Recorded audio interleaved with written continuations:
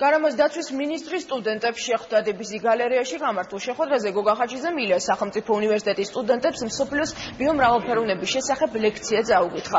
გალერეაში აფრიკის ბუნების ამსახველი ფოტოსურათებიც გამოიფინა.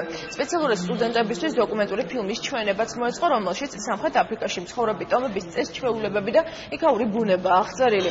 ღონისძიების მიზანი ახალგაზრდებისთვის გარემოს დაცვითი ღონისძიებების შესახებ ინფორმაციის მიწოდება და მსოფლიოს ბიომრავალფეროვნების პოპულარიზაცია იყო.